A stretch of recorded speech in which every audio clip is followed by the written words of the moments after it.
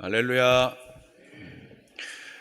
오늘 셋째 날은 마태복음 10장 9절에서 15절 말씀을 우리 함께 보겠습니다. 마태복음 10장 9절에서 15절.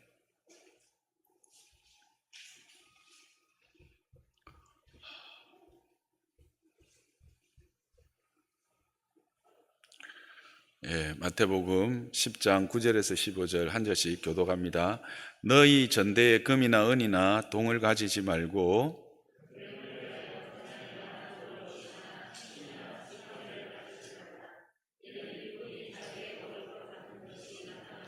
어떤 성이나 마을에 들어가든지 그 중에 합당한 자를 찾아내어 너희가 떠나기까지 거기서 머물라. 그 집이 이에 합당하면 너의 빈 평안이 거기 임할 것이요 만일 합당하지 아니하면 그 평안이 너에게 돌아올 것이니라.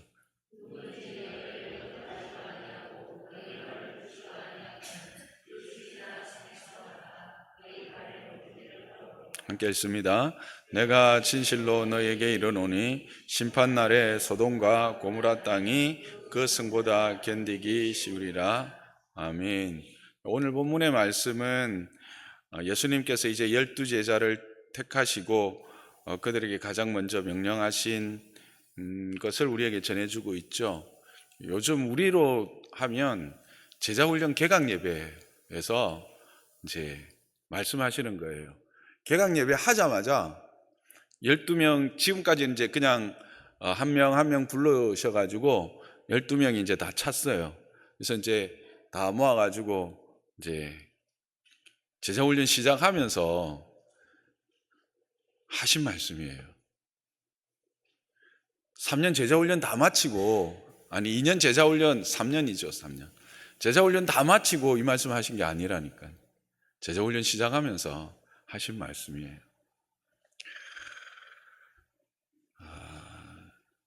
여러분, 근데 이제 그 앞에 보면 그들에게 분명히 말씀합니다. 병든 자를 고치고 죽은 자를 살리며 나병한 자를 깨끗하게 하고 귀신을 쫓아내는 권세를 주시면서 천국이 가까웠다라고 전파하라는 말씀을 해요. 이게 또 큰 제자에게 준 권능인데, 오늘 이것 우리가 막 어떤 힘을 얻었다는 거 빼고 오늘 읽었던 말씀을 딱 읽어보니까 어떤 느낌이 드세요? 제자들이 이 말을 들었을 때 어땠을까요? 제 생각에는 한숨을 푹 쉬었을 것 같습니다. 막막했을 것 같습니다. 가슴이 답답했을 것 같습니다. 보십시오. 하나님께서 복음을 전하라고 보내시면서 뭐라고 말씀하십니까? 전대에 금이나 은이나 동을 가지지 말고 여행을 위하여 배낭이나 두벌 옷이나 신이나 지팡이를 가지지 말라 합니다. 전대 여러분 다 아시죠?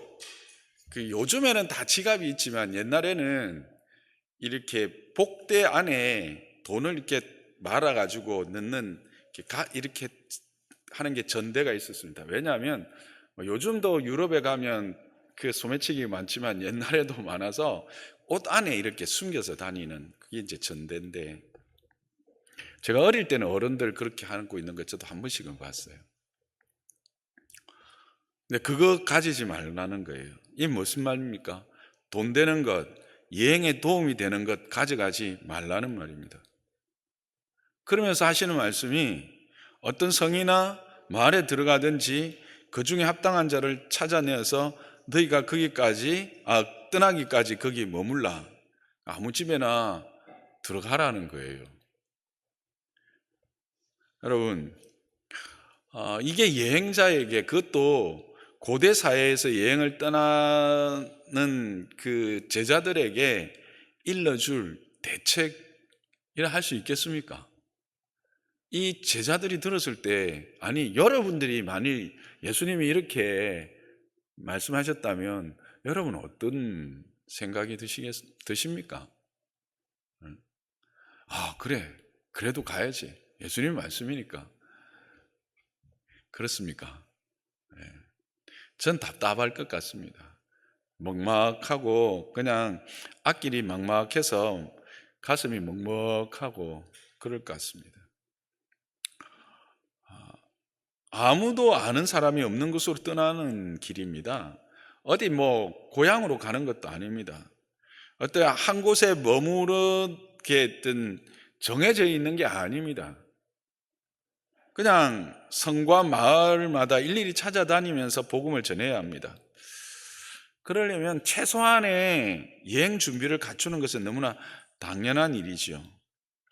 아무도 알지 못하는 곳에 가서 지내면서 당연히 돈이 필요할 것이고 말이 없으면 길에서 자야 될지도 모르잖아요. 그러면 추위를 막아줄 여벌 옷 정도는 있어야 할 것입니다. 그리고 그 당시의 신발들은 요즘처럼 이렇게 튼튼하지가 않아서 언제 이게 가다가 터지거나 그냥 떨어질지 모르거든요. 근데 신발은 하나 정도는 꼭 더 있어야 돼요. 근데 이것 준비하지 말라는 겁니다. 무책임한 것처럼 들리죠.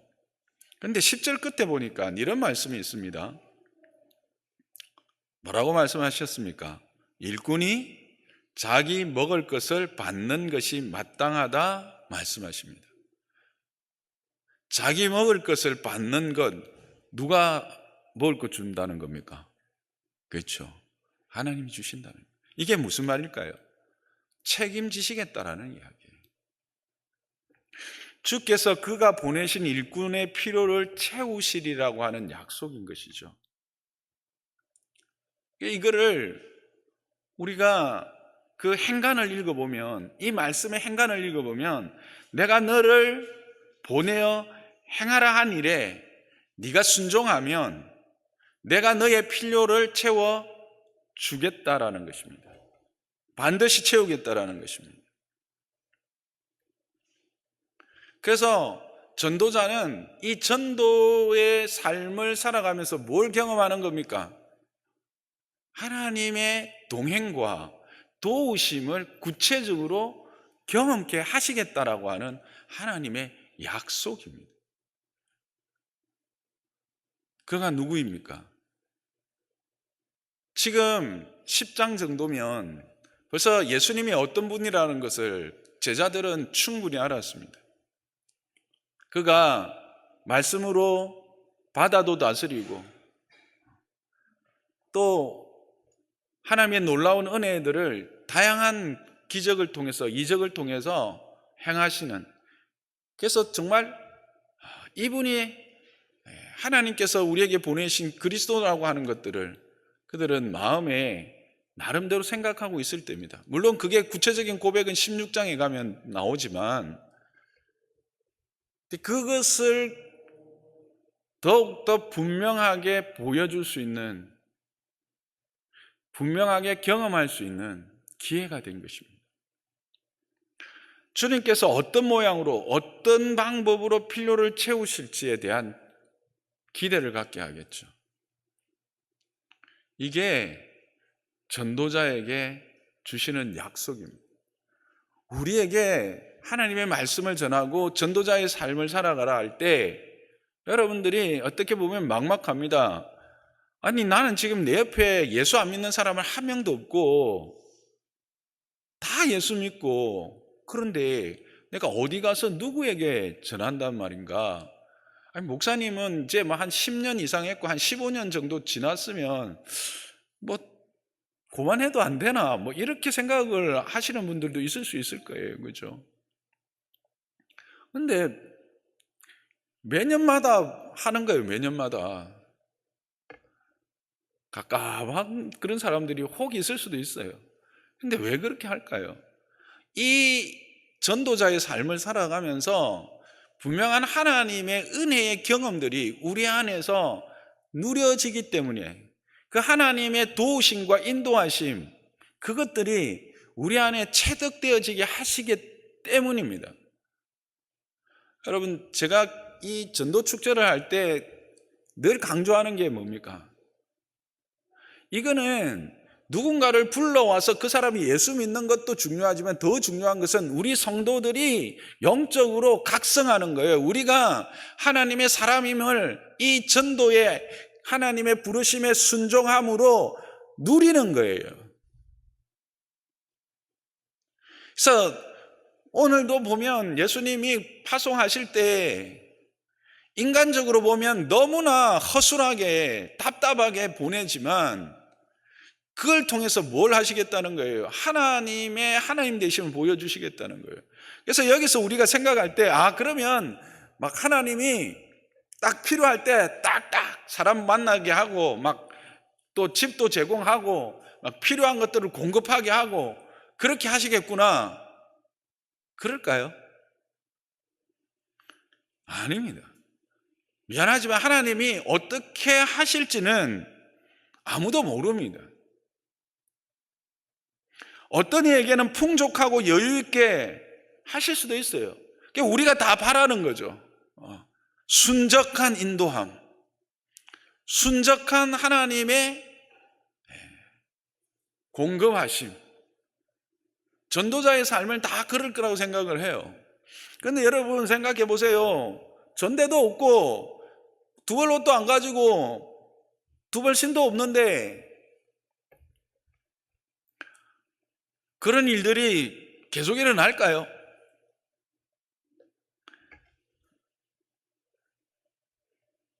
우리가 여기에서 늘 넘어지죠. 내가 순종하면 내가 생각하는 대로 하나님은 응답할 거라고 생각합니다. 내가 생각하는 방법으로, 내가 원하는 방법으로 하나님이 책임지실 것이다 생각해요. 근데요, 성경을 보니까 그렇지 않은 거예요. 어떤 사람은요, 우리가 생각하는 대로 풍족하게 하실 때도 있어요. 근데 어떤 때는요, 한 사람에게도요, 어렵게 하기도 해요. 어떤 사람은요, 여유있게 어떤 사람은 아주 힘겹게 하는 거예요. 근데 바울이 고백하는 게 뭐예요? 부요함에 처할 줄도 있었고 내가 참으로 가난함에 처한 데도 있었다. 그런데 모든 것이 뭐예요? 하나님이 합력해서 선을 이루시고 나를 만족해 하셨다라는 거예요. 어떤 모양이로든지 얼마만큼을 베푸시든지 그것이 내게 가장 합당하고 선한 것으로 주심으로 그 안에서 하나님 되심을 확인시켜 주시는 거예요. 여기서 우리가 분명히 알아야 되는 거예요. 바울이나 전도자들의 삶을 통해서 예수님이 가라 하실 때는 책임지신다는 합니다. 근데 그 책임지시는 게 궁극적인 책임이 뭘까요? 하나님의 나라입니다. 조금 뒤에 나오는데 그건 거예요. 그래서 여러분 이 빌립보서 4장 13절 보면 저와 여러분이 참 좋아하는 말씀이 있죠. 함께 읽어볼까요? 시작. 내게 능력 주시는 자 안에서 내가 모든 것을 할 수 있느니라. 그죠? 이거 여러분 좋아하시죠? 하나님 내게 능력 주시면 내가 모든 것을 할 수 있다는 게 내가 원하는 모든 것을 할 수 있다라고 우리는 많이들 해석하고 때로는 그런 설교를 듣습니다. 하나님이 내게 능력 주시면 내가 사업도 잘할 수 있고 내가 공부도 잘할 수 있고 내가 피아노 연주도 잘하고 뭐든지 내게 능력 주시는 자 안에서 내가 모든 것을 할 수 있다. 아멘. 자, 여러분 하나님의 능력을 받아서 하나님의 일을 우리가 각자의 자리에서 힘써 해봅시다. 그러면 하나님 능력 주시고 그러면 우리의 모든 것을 행해서 그 다 얻어서 하나님께 영광 돌리게 될 겁니다. 노맨입니다.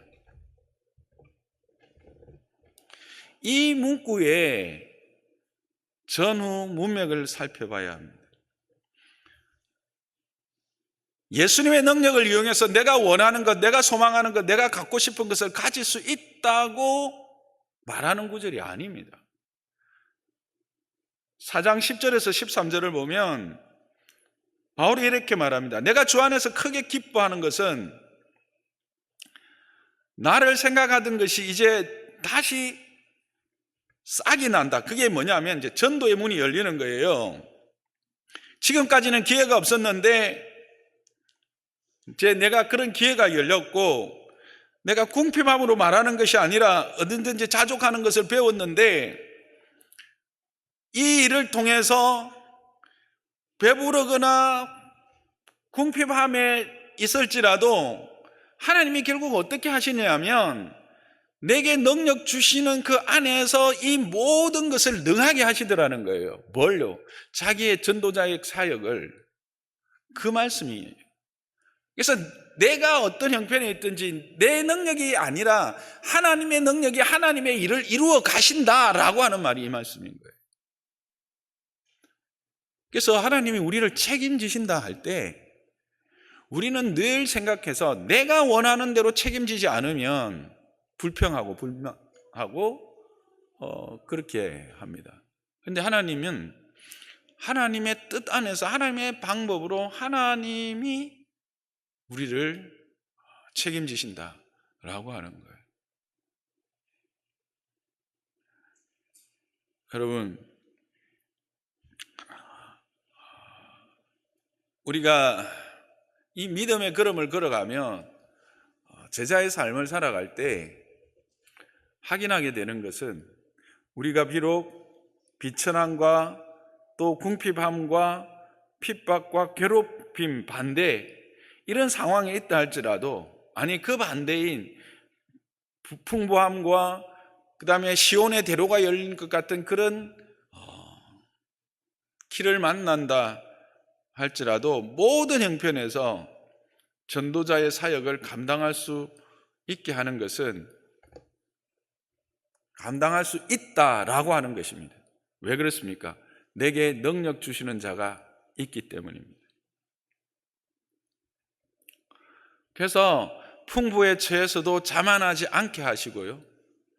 또 내가 궁핍함이나 이렇게 핍박을 당해도 비굴하지 않게 하시는 겁니다.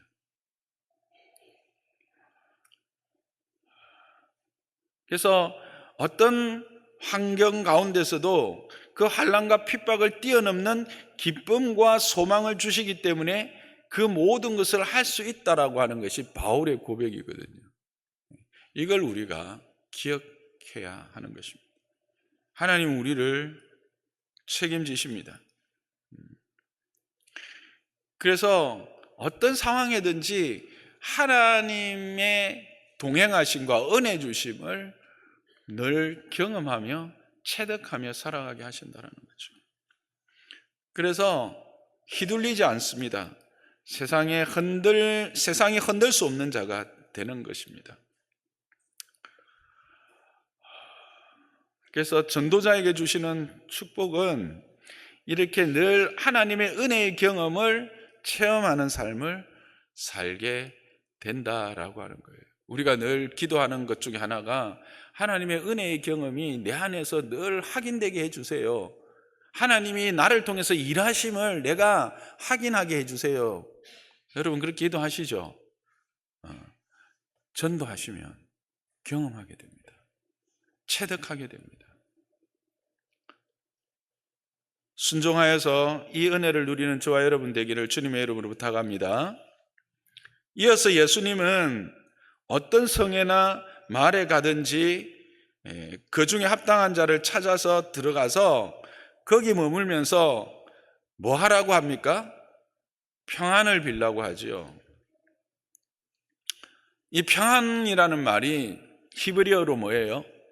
샬롬이죠. 우리가 잘 아는. 그러면 왜 예수님이 샬롬을 빌으라 했을까? 샬롬은 평안이니까 이렇게 이제 생각할 수 있습니다. 예, 그건 맞습니다. 유대인들에게 이 샬롬은 두려움, 공포와 대비되는 단어입니다. 그래서 평강, 평안 또는 전쟁과 다툼에 반대되는 단어로 평화라고 하는 의미로도 해석되어집니다.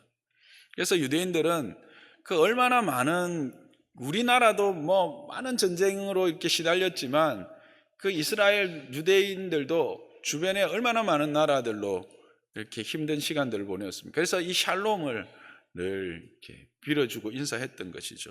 그런데 칼빈은 이 샬롬을 이렇게 정의를 합니다. 이 말은 일상 속에서의 평안을 가리키기보다는 하나님과의 온전한 관계를 이룬 상태를 뜻한다라고 말하고 있습니다. 무슨 말입니까?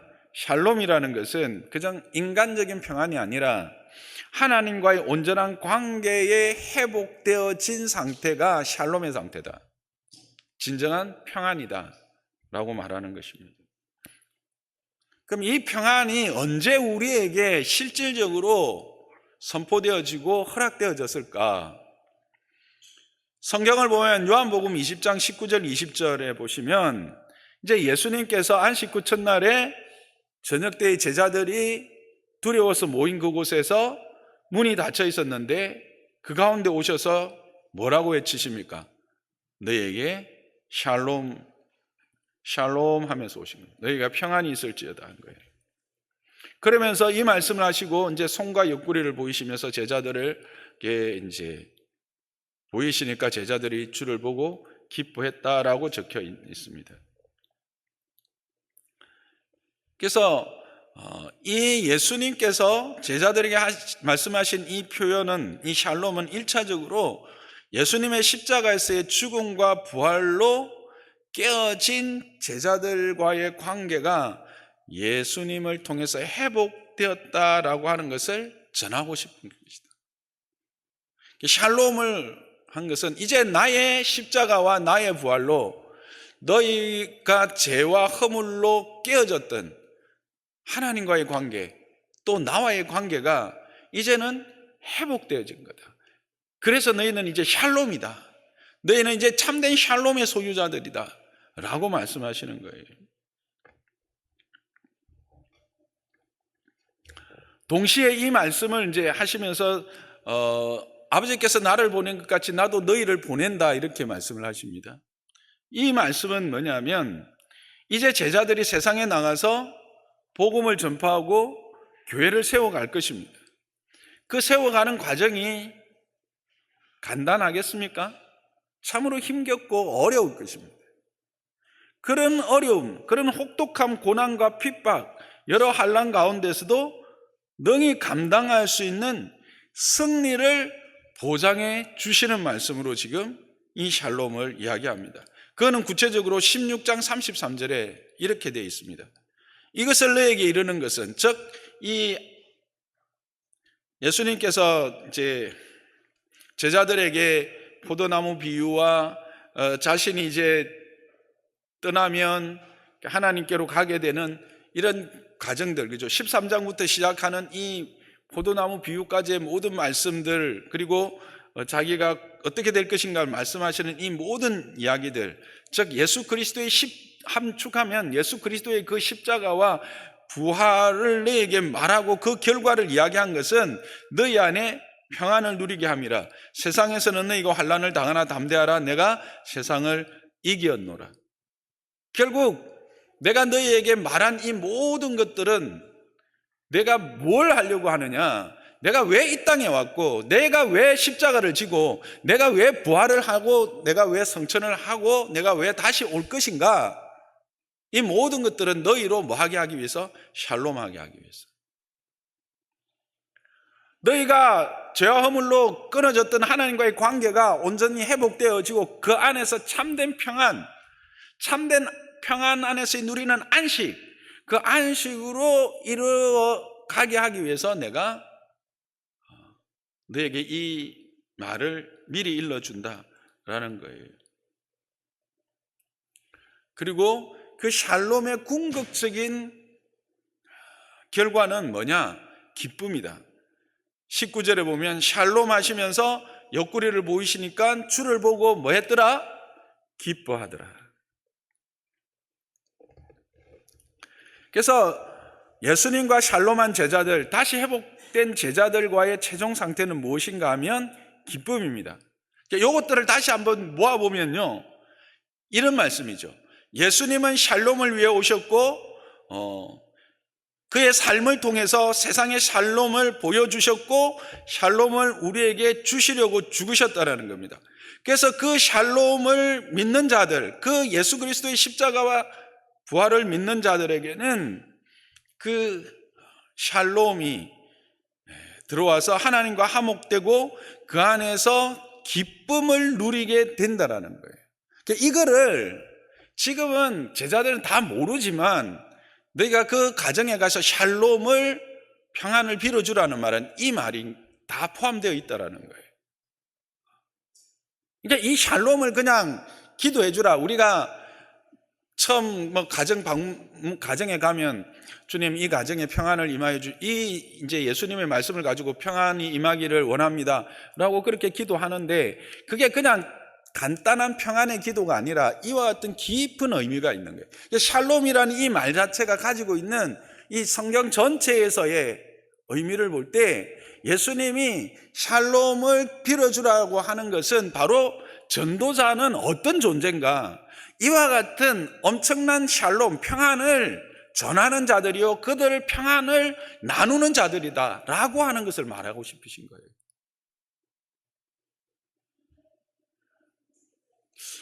좀 어렵습니까? 그냥 간단하게 이것만 아시면 됐습니다. 샬롬, 그냥 평안을 이야기하고 평안하십니까? 평안하기를 원합니다 정도가 아니라 정말 우리가 전도자에게 샬롬을 선포할 때 그 가정이 합당하면 그 샬롬이 임한다라는 것은 이 전도자를 통해서 하나님과의 단절되었던, 그래서 죽음의 자리에 있던 그들이 다시 이 전도자를 통해서 하나님과 하나가 됐고 화목되어서 참된 평안 안에 들어가 영원한 안식으로 들어가게 하는 자가 바로 너희다 라고 지금 말씀해 주고 있다는 거예요. 그러니까 이 전도자가 얼마나 큰 존재예요. 이게 엄청난 존재라는 거예요. 샬롬을 기도해 주라, 샬롬을 빌어주라는 것 정도가 그냥 간단하게 이 가정이 평안하기를 원합니다 정도가 아니라 하나님의 그 구원이 이 가정에 임하고 그 구원으로 말미암아 이 가정에 참된 하나님의 나라가 이루어지고 이 가정에서 하나님의 그 은혜의 누림들로 말미암아 샬롬의 궁극적인 종착점이 뭐다? 기쁨이다. 그러니까 기쁨이 가득 찬 가정이 되기를 기도해 주는 거예요. 그리고 그 기쁨을 선사해 주는 자가 누구냐? 전도자라는 거예요. 너희라는 거예요.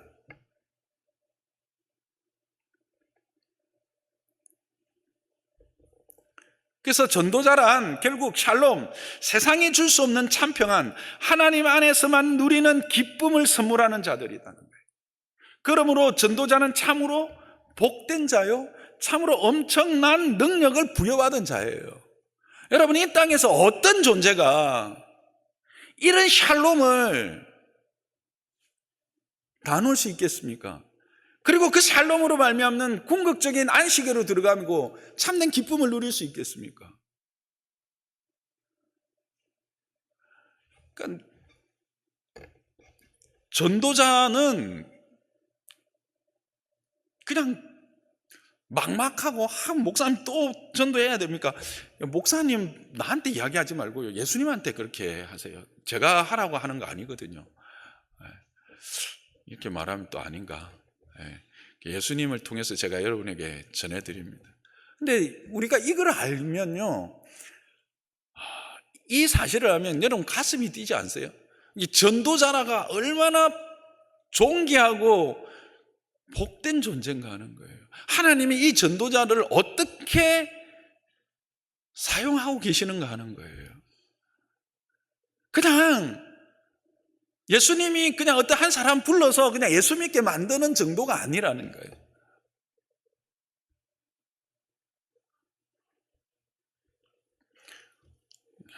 그래서 저는 아직까지도 저도 그렇지는 못하지만 정말 이런 사실을 진짜 분명히 깨달은 자들은 그냥 갈 수밖에 없죠. 다 내려놓고 이 일에 전념할 수밖에 없는 거예요. 그러니까 여러분한테 좀 부탁하는데요, 자녀들 나중에 신학교 가겠다 할 때 제발 방해하지 마세요. 야, 그거 가면 굶는다, 제발 그런 말 하지 마세요. 저 안 굶었어요.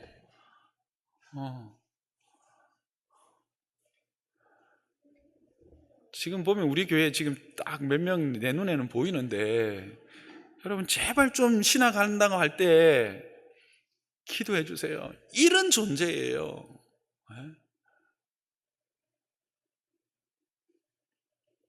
이 땅에 여러분 염려가 없는 시대가 있었습니까? 근심이 없는 시대가 있었습니까? 두려움에서 떨지 않았던 시대가 있었습니까? 이 염려와 근심과 두려움은 늘 따라다녔어요. 그런 근심과 두려움에 있는 자들에게 참 평안을 줄 수 있는 권세, 누구에게 줬다고요? 전도자에게 줬다고요. 그걸 지금 말씀하시는 거예요.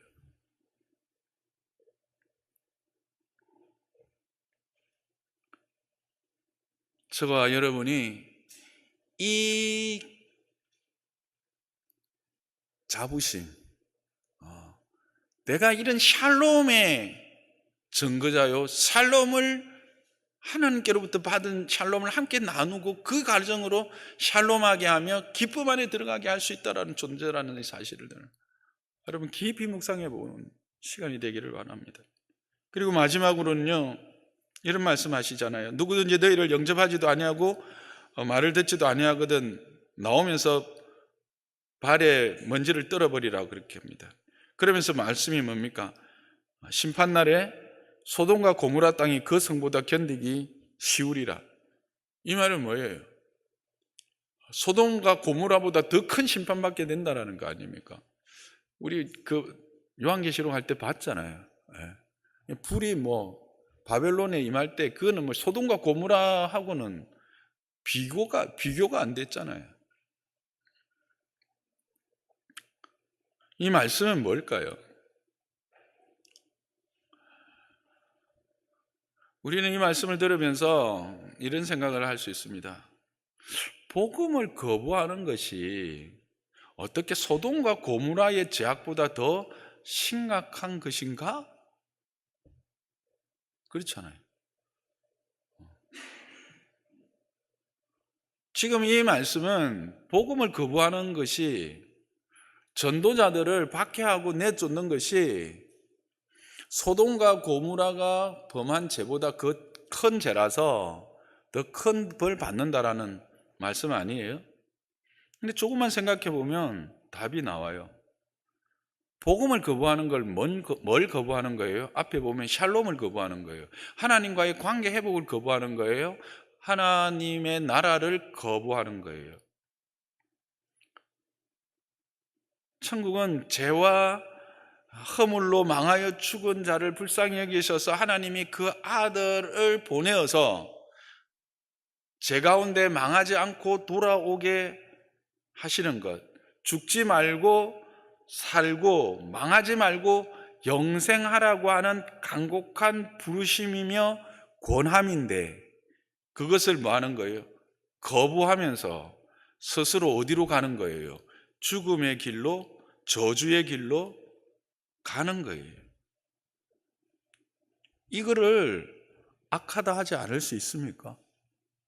여러분, 부모에게 불효해도 그 죄로 죽임을 당한다고 하는데,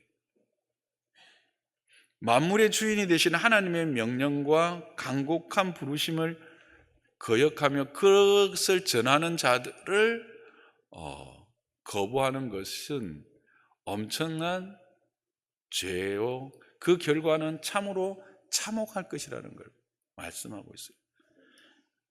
이거는 뭘 말하는가요? 역으로 돌려보면, 첫째, 복음은 결코 값싼 것이 아님을 보여주고 있는 거예요. 여러분, 전도할 때 구걸을 하지 마세요.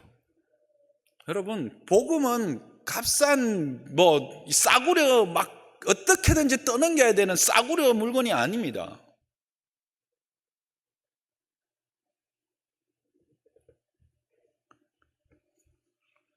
겸손하게 복음을 전할 필요는 있죠. 참으로 낮은 자세로 그들의 긍휼히 여기며 불쌍히 여기면서 권하여야 하지만 세상에 대하여 구걸할 것은 없다라는 겁니다.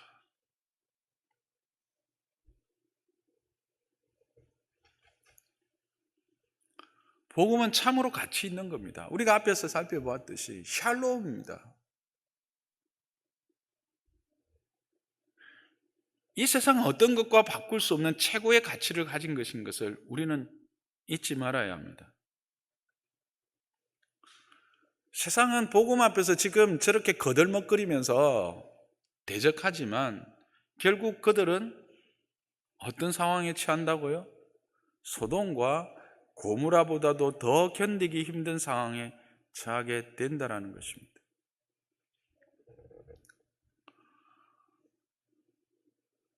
그래서 결국 이거는 우리에게 뭘 말씀하시는가 하면 전도자의 자긍심에 대한 이야기입니다. 너희가 소유하고 있는 그 복음이 얼마나 가치 있는가.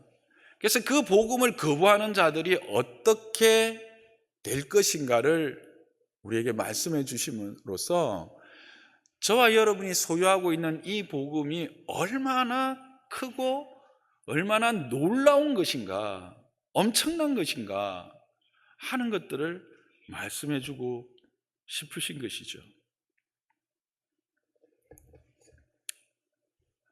그래서 저는 이 말씀을 이 복음을 소유하고 있는 자의 자긍심, 그것을 북돋아 주는 말씀이라고 생각합니다.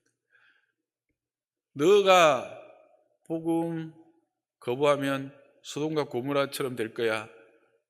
자식들 까불지 마. 이거 하는 게 아니라 그거는 하나님에게 맡길 거고 나는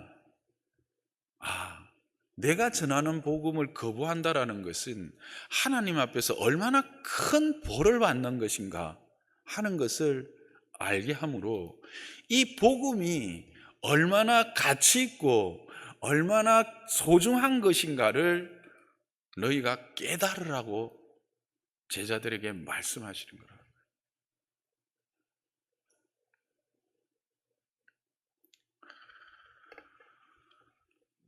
말씀을 정리하겠습니다. 오늘 우리는 이 예수님이 12제자를 불러서 개강하는 첫날에 이렇게 세상으로 보냅니다. 우리는 2년 동안 열심히 해도 안 되는 거를 예수님은 그냥 바로 보냅니다. 이 고구마 전도하고 비슷한 것 같아. 첫날 딱 모이자마자 바로 막 전도 현장으로 보내거든. 어쨌든 보내는데 분명한 사인을 주십니다. 물론 앞에는 귀신을 쫓아내는 병 고치는 은사들에 대해서 이야기를 하는데, 그런데 막상 또 아무것도 준비하지 말라고 하고 그냥 아무 집에 가서 샬롬, 그냥 늘 인사하던 그 인사, 이들에게 있어서는 그냥 샬롬을, 평안을 빌라, 이건 그 집에 그냥 늘 그냥 인사하던 인사 정도만 하고 와라, 이렇게 하는 거예요. 좀 감사하고 정말 고마워서 뭔가를 이렇게 드리고 오고 싶잖아요. 근데 그럴 필요 없이 샬롬하고 와라. 야, 인사만 하고 나와도 되나? 이 정도 생각하고, 그 다음에 너가 복음 안 받으면 먼지 떨어버려. 이거는 이제 물론 유대인들의 이제 그 생활에 있어서 다른 어떤 영적인 의미가 있는데, 오늘은 그거는 그냥 시간이 없어서 생략하고, 어쨌든 소돔과 고모라가 더 쉬울 것이다. 그것은 이 너희가 얼마나 가치 있고 엄청난 것을 들고 그들에게 가는지를 알아라 라고 하는 거예요. 여러분, 복음 전하는 자에게 약속하신 겁니다. 복음 전하는 자는 주님이 책임지십니다. 주님이 책임지십니다. 우리의 모든 형편과 사정에 합당한 것으로 책임지셔서 하나님이 우리의 하나님 되심과 주님이 우리의 삶의 주인으로서 인도하시는 것을 체득하게 하십니다. 그렇게 해서 담대하게 하십니다. 두 번째, 우리는 샬롬을 전하는 자들이다 라고 하는 것. 그런 엄청난 우리의 가치를 이야기하고 있습니다. 우리를 통해서 그들이 하나님과 화목해 되어지고 결국 그들 삶에 참 평안과 안식과, 그래서 하나님의 나라가 임하는 참된 기쁨을 누리게 하는 자로 우리를 사용하시고, 우리가 그렇게 기도할 때에 그게 그 가정에, 그 개인에게 응답되어지게 하신다라는 거예요. 우리에게 그만한 능력을 주신 거예요. 세 번째, 우리는 정말 가치 있는 엄청난 하나님의 이 말씀을 가지고 가는 자로서 누구도 우리를 함부로 대하지 못하게 하실 것이라는 거예요. 자부심과 긍지를 가지고 이 일에 헌신하라는 거예요. 뭐 두 벌 옷도 안 가지고 두 벌 신도 안 가졌으니까 그 행세가 얼마나 남루하겠습니까? 사람들이 보기에는 함부로 할 수 있는 존재들이지만 우리의 복음, 우리의 전하는 그 복음은 결코 그렇게 함부로 대우받을 복음이 아니다라는 사실입니다. 그러므로 여러분, 메시지도 중요하지만 메시지를 전하는 메신저도 하나님은 귀하게 보시고 우리에게 그와 같은 자부심과 긍지를 지금 가지라고 말하고 계시는 겁니다. 여러분이 전도하시다가 제가 이야기 월요일 날 제가 했나요? 뭐 지하철에서 전도하다가 막 함부로 그런 거 당할 때가 있을 거예요. 그러면 속으로 내가 이런 경우 당하려고 이 전도하나? 근데 그때 여러분 속으로 할렐루야 하세요. 할렐루야 하세요. 내가 예수님 때문에 이런 일도 당해보네. 근데 그런 전도자에게 하나님 말씀하시는 거예요. 네가 판단하고 심판하지 않아도 내가 판단하고 내가 심판할 거야.